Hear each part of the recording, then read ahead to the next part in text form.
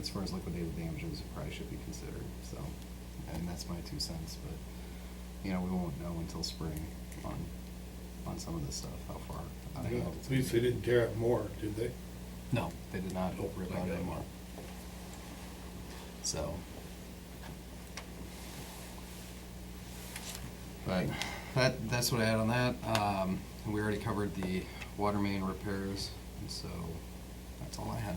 I see some of the bridge equipment was headed up the hill today on flatbeds and stuff. Mhm. So are they pulling out, or are they continuing, or any idea where we're at with that project right now? We're a little bit in between. It really depends on weather. They have to meet certain benchmarks to be able to pour. Correct. And I think they thought that they were gonna have at least a few more weeks of cold, but not really cold. And so now, they're gonna pass a point of no return where, once they put the false work up into the river, they can't leave it. It gets destroyed if they leave it there very long. And so, they're concerned about putting that false work up, how far out they go, you know, and then still being able to pour and meet the requirements. I had a meeting with WHKS, the engineering company on the project, and at that meeting, worked with the DOT on, you know, what's your thoughts about a pour, and when you would advise that they be able to pour and green light that pour for the project.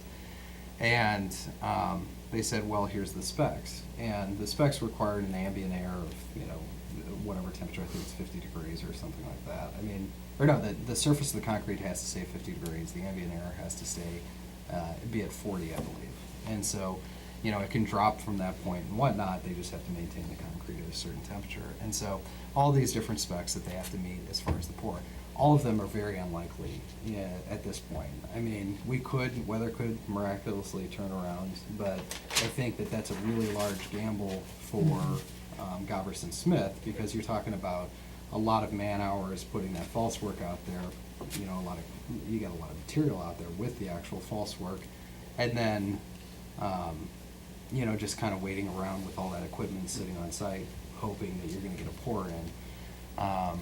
So, at this point, I have not heard formally that they're pulling off the project, but I think that they underestimated, as did everybody, how quickly winter was gonna come. So, I would guess that that's probably what they're gonna do, because my conversation with WHKS and the DOT was, there will be no leniency on the specs whatsoever, because you're pouring 800 cubic yards, and the last thing we want is a situation where, well, hopefully the deck can support, you know, the amount of weight that's supposed to go across it. And you can do a lot to test it, but the idea is it should be done once, done right, and be done. And not a situation where you're hoping and you're doing random tests and whatnot to prove that it can hold a certain strength.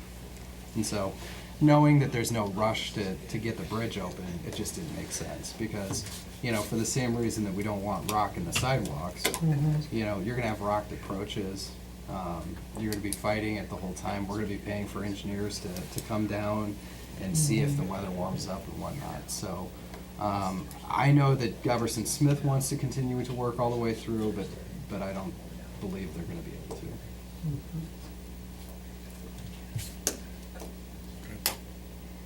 I think that's kind of what we all expected, but I just wanted to kind of hear it. I mean, you know, Exactly. who's gonna work when it's 0 degrees out? It's just not gonna happen. It's, Pour concrete, no. work in you the know. river when it's 0. You know, we don't want a bridge that lasts 10 years and we're replacing it and stuff, you know, and everything else, like, that bridge in 169's had enough problems there, you know, that they put in, a few years later, we're putting new top on it and everything else, so we don't wanna go through that process for the city anyway, so. Anything else, Aaron? Gloria? No? Darryl? No. Nope. Bill? John? Are we putting, maybe I was sleeping at that meeting, are we putting a Midas garage inside the water tower fence on the north tower? Yes. Yes. Did we talk about that? Yes. Inside the tower? Inside the fencing? I thought it was outside the fencing. We only own the property that's inside the fence. Yeah, There's room for that. yeah, off to the front, to the Southwest? left, to the front and to the, yeah, west. West. Yeah. How big a building is it? you've had conversations with them. for a while, I have. 4,000 square feet roughly, 3,500, somewhere in there done. 4 bays, 4 bays? double drive-through, it's a 4-bay drive-through, so. Huh. That one blew right by me. This will be the 3rd building like it now that's been put up.